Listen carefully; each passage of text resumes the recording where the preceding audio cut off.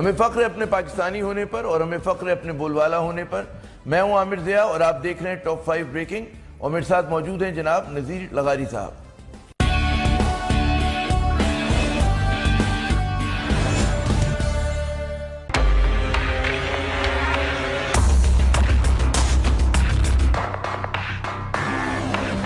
نواز شریف کو جواب دینا چاہیے کہ ان کے بچوں کے پاس یہ پیسہ کدھر سے آیا۔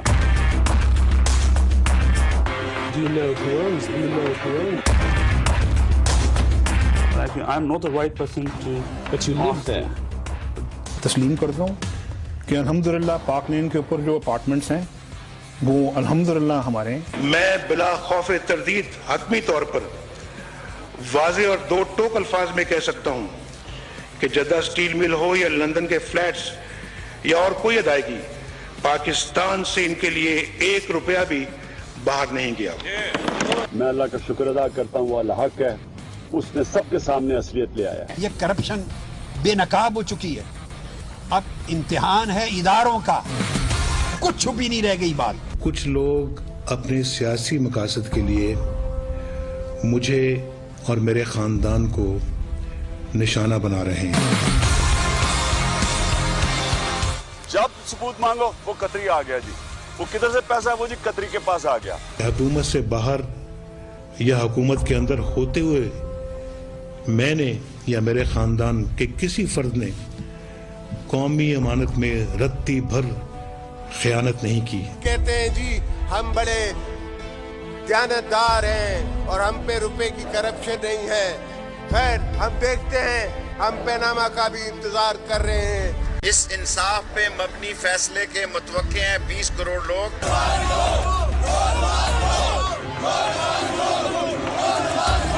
یہ ہمارے خاندان کے نجی اور ذاتی کاروبار اور اس کے معاملات کو ہی الجھایا اور اچھالا جا رہا ہے۔ وزیراعظم نواز شریف صاحب کا بہت ہی آج ایک میں کہوں گا سخت دن تھا ان کی سیاسی تاریخ کا، سیاسی زندگی کا، اور یہ پہلے بھی کئی مرتبہ مشکلات کا شکار ہوئے، لیکن اس مرتبہ پھر وہ ایک سیاسی گرداب میں ہیں، اور وہ ایسا گرداب ہے، ایسا بھور ہے کہ جس کی وجہ سے ان کا سیاسی مستقبل جو ہے وہ داؤ پہ لگا ہوا ہے۔ اور ہم دیکھتے ہیں کہ پہلی مرتبہ تاریخ میں ایسا ہوا ہے کہ ایک سٹنگ وزیر اعظم جو ہے وہ ایک تحقیقاتی کمیشن کے سامنے پیش ہوا ہے، اور وہاں پر اس کے اوپر جو الزامات ہیں، اس کے خاندان پہ جو الزامات ہیں وہ بدعنوانی کے الزامات ہیں، ان کا جواب دینے کے لیے آج ہم اپنے شو میں اسی پر بات کریں گے کہ جناب اس کے بعد جو ہے اگلا سٹیپ کیا ہو سکتا ہے نواز شریف صاحب کا، جو انہوں نے تقریر کی، اور وہ ایک لکھی ہوئی تقریر تھی، سب کو پتا ہے، بجائے اس کے کہ وہ لوگ ایکسپیکٹ یہ کر رہے تھے کہ جب وہ نکلیں گے جی آئی ٹی سے تو وہ بات کریں گے کہ وہاں پر انہوں نے کیا بتایا اور کیا بات ہوئی، لیکن انہوں نے پہلے سے ایک پریپیئرڈ تقریر کی، یعنی کہ جو کچھ ان کے ساتھ جی آئی ٹی کے سامنے ہوا اس کا انہوں نے تذکرہ نہیں کیا، اور جو انہوں نے وہاں پر باتیں بھی کی جب وہ پیش ہوئے بہت دنوں کے بعد رپورٹرز کے سامنے، ایک ان کی ایک کہیں گے پلانڈ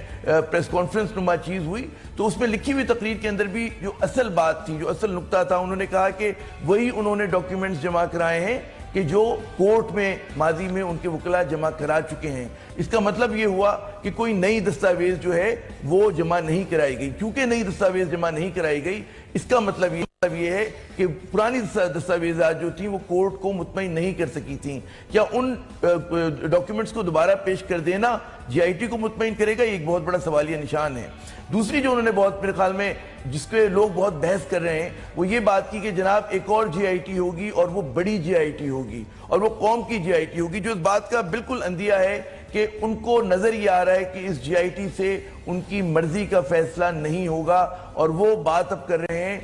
ڈھکے چھپے الفاظ کے اندر انتخابات کی۔ اب وہ خود اس کی طرف انیشیٹو لیتے ہیں، اور پھر وہ ایک اس میں دھمکی بھی پوشیدہ ہے کہ جناب وہ لوگ کہ جو ان کا احتساب کر رہے ہیں ان کا احتساب جو ہے وہ عوام کریں گے، اور یہ ایک طرح کی ویل دھمکی ہی ہے۔ لغائی صاحب میں آپ سے شروع کروں گا کہ کیا سب سے پہلے ہم یہ نقطہ لیں کہ جناب یہ جو انہوں نے کہا ہے انتخابات کی بات،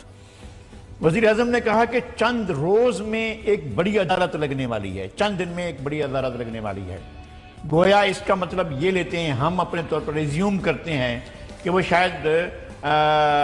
اسمبلیوں کو ان کی مدت پوری نہیں ہوگی۔ اس کا اشارہ ایک میں مراد علی شاہ سے ہیلپ لوں گا کہ مراد علی شاہ وزیر اعلیٰ سندھ نے آج فلور آف دا ہاؤس پر کہا ہے کہ شاید یہ اسمبلی، اپنی اسمبلی کو کہا انہوں نے کہ شاید اپنی مدت پوری نہ کرے، تو غالباً یہ اشارہ جو تھا انہوں نے وزیر اعظم کی تقریر سے لیا ہو، یا وزیر اعظم کی تقریر کا ان کو کنٹینٹ کا علم ہو چکا ہو، تو انہوں نے کہا ہو کہ جناب یہ اسمبلیاں اپنی مدت پوری نہیں کر سکیں گی، گویا کہ یہ پری میچور اسمبلیوں کا ڈیزالو کیا جانا جو ہے یہ ممکن ہو سکتا ہے۔ پھر انہوں نے جو بڑی بات کی، انہوں نے کہا کہ وہ زمانے گئے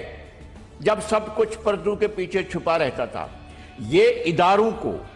سپریم کورٹ کو، جے آئی ٹی کو، جے آئی ٹی میں شامل تمام اداروں کے ان لوگوں کو جو تفتیش کر رہے ہیں، اور تمام اداروں کو جو بطور ادارہ اس میں ہیلپ کر رہے ہیں، اور کھلی دھمکی ہے اور کچھ نہیں وہ کر سکتے، خام خواب وہ ایک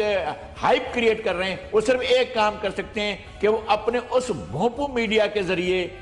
وہ جو ہے ان کی کردار کشی شروع کی جائے، اداروں کے خلاف جنگ شروع کی جائے، سپریم کورٹ کے خلاف، جے آئی ٹی کے خلاف، اور جے آئی ٹی میں شامل اداروں کے افراد کلامی کروں گا۔ ہمارے ساتھ صفدر کلاس موجود ہیں اسلام آباد میں، ہمارے نمائندے ہیں بول نیوز کے، ہم ان سے ذرا سا پوچھ لیں بریفلی اینڈ کوئکلی، صفدر بتائیے گا کہ آپ کی وہ سب چیزیں سامنے آ گئی کہ کیا کہا وزیر اعظم نے، آپ کیا اس میں ایڈ کریں گے؟ کیا ان کی باڈی لینگویج تھی، کیا پس منظر تھا جب انہوں نے یہ سب باتیں کی، اور آپ کے نزدیک اہم ترین بات کیا ہے؟ جی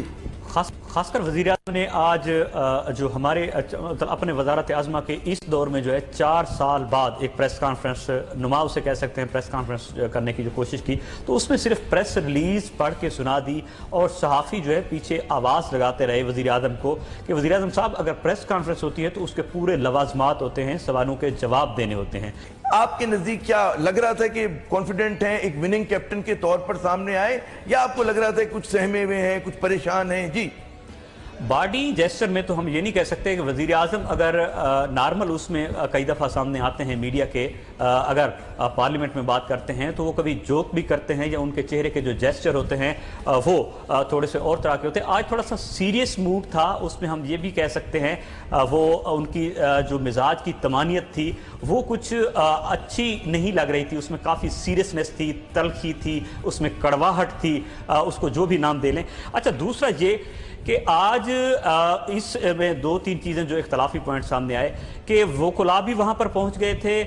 جو مسلم لیگ نون کے عہدیدار ہیں، اور کچھ خواتین بھی عہدیدار پہنچ گئی تھیں، تو انہوں نے پولیس کو صرف پارٹی کارڈ اپنا دکھا کہ مسلم لیگ نون کے ہم ورکر ہیں، عہدیدار ہیں، ہمیں جانے دیا جائے۔ لیکن اس کے بعد وزیر خزانہ اسحاق ڈار اور وزیر دفاع خواجہ آصف کی طرف سے یہ کچھ چینلز کو، کچھ میڈیا کو یہ ریلیز کیا گیا کہ ہمیں پولیس روک رہی ہے، تو یہ اپنے خاص کر وزارت داخلہ کی کریڈیبلٹی بڑھا رہے تھے کہ یہ دیکھیں پولیس صرف ہمارے انڈر نہیں ہے بلکہ یہ غیر جانبدار ہے،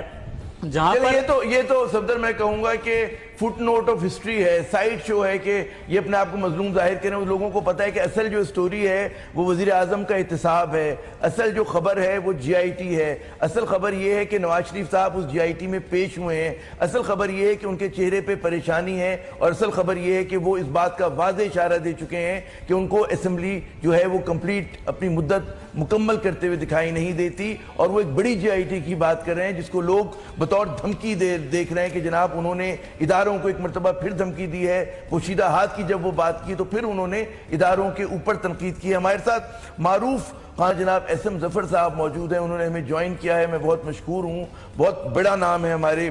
پاکستان کی جوڈیشل اس کا وکلا برادری کا۔ ایس ایم ظفر صاحب فرمائیے گا جو آپ نے پوری آج کی کارروائی دیکھی، ایک تو پہلی مرتبہ ایسا ہوا ہے کہ کوئی سٹنگ وزیر اعظم جو ہے وہ کسی جی آئی ٹی کے سامنے پیش ہوا ہے، اس کو آپ کس نظر سے دیکھتے ہیں؟ جی اس سے پہلے ایک آپ کی گفتگو پر تبصرہ کر لوں، آپ نے شاید مراد علی شاہ صاحب کے کسی بیان کا حوالہ دے کر کہا ہے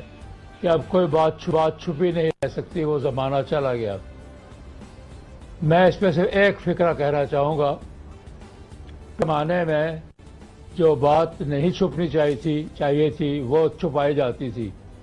اور آج کل جو تھوڑی بات چھپ جانی چاہیے وہ بھی بتا دی جاتی ہے۔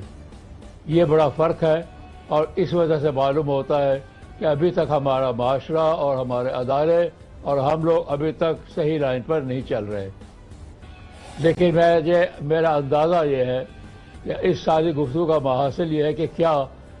جلد انتخابات ہونے جا رہے ہیں یا کہ نہیں جا رہے. میرا اپنا اندازہ بہت پہلے ہے کہ اس بار نواز شریف صاحب کو سنیپ الیکشن کرانے پڑیں گے. اب وہ کب کرائیں گے کب نہیں کرائیں گے اب یہ ان کی صوابدید پر ان کے پارٹی کے فیصلے پر ہے کہ وہ کب سمجھے کہ اب پاپولرٹی ہماری درست ہو گئی ہے تو ہم اس الیکشن کو پہلے کروا لیں. یہ سنیپ الیکشن کروانا عام رواج ہوتا ہے سیاست کا. ذوالفقار علی بھٹو صاحب نے بھی کارروائی کی تھی اور آج آپ کو پتہ ہے برطانیہ نے بھی ایسا ہی معاملہ ان کے پرائم منسٹر نے بھی کیا تھا. تو سنیپ الیکشن ضروری نہیں کہ ان کارروائی کی وجہ سے ہو, یہ ان کا سیاسی فیصلہ ہوگا. ظفر صاحب ہمیں اصل میں بات یہ ہے ظفر صاحب ہمیں یہ بات اصل میں ہم یہاں سے شروع کرنا چاہتے ہیں. ہم بات یہ پوچھنا چاہتے تھے کہ وزیر اعظم نے کہا ہے کہ میں نے دستاویزات پہلے ہی دی ہوئی ہیں, سپریم کورٹ میں بھی موجود ہیں اور تمام اداروں کے پاس موجود ہیں, آج میں نے دوبارہ دے دی ہیں. ان دستاویزات کی بنیاد پر سپریم کورٹ کے 2 جج صاحبان نے وزیر اعظم کو نااہل قرار دیا اور 3 جج صاحبان نے کہا کہ مزید انویسٹیگیشن کی جائے, اور ان کے فیصلے بھی اگر پڑھیں تو وہ مطمئن نہیں تھے ان دستاویزات سے. تو اب آپ کو کیا لگ رہا ہے کہ یہ دستاویزات جو دوبارہ پیش کی گئی ہیں وہ مطمئن کریں گی JIT کو یا سپریم کورٹ کو؟ اگر تو JIT نے صرف جنرل سوال بھیجا ہے ان کو کہ آپ اس مقدمے کے فلاں معاملے میں جو آپ کے پاس دستاویزات ہیں وہ لا کر دے دیجئے, تو پھر تو نواز شریف کو فائدہ پہنچ گیا اور JIT کے سوالات نامکمل تھے. JIT کو چاہیے تھا کہ خاص دستاویزات کو جو پہلے انہوں نے دیکھ لی ہوں گی کہ ان کے علاوہ ان کو اور کیا چاہیے تھا جو ان کے خیال کے مطابق نواز شریف کے پاس ہو سکتا تھا وہ طلب کرتے. جب تک کسی شخص کو نہ بتایا جائے کہ وہ کیا لے کر آئے گا اور کیا لے کر نہ آئے, اس وقت تک وہ سوائے اس کے کہ وہ کہہ سکتا ہے کہ جو میں نے جو دینے تھے وہ میں دے چکا ہوں. تو یہاں اگر غلطی ہوئی ہے JIT سے تو میرا خیال ہے کہ پھر نواز شریف نے صحیح جواب دیا ہے. جی, وزیر اعظم نے یہ کہا ہے کہ ہمارے اوپر کرپشن کا داغ نہ پہلے تھا اور نہ اب ہے اور نہ کچھ ملے گا. آپ کو لگتا ہے کہ ان پر کوئی داغ نہیں ہے, ان پر کوئی داغ نہیں تھا, آگے کا حال تو خدا جانتا ہے. کیا ماضی پر کبھی بھی ان پر یا حال میں کبھی ان پر کوئی داغ نہیں ہے اور کوئی کسی وہ قوم کو جواب دہ نہیں ہے؟ آپ سے میں عرض کروں کہ ہر ملزم نے یہی کہنا ہوتا ہے, میں مجرم کا لفظ استعمال نہیں کر رہا, ملزم نے یہی کہنا ہوتا ہے. لیکن 2 قسم کے معاملات ہوتے ہیں. ایک جنرل عوام کا پرسیپشن, ان کا ایک تصور کہ ایک شخص کیا کس حیثیت کا ہے,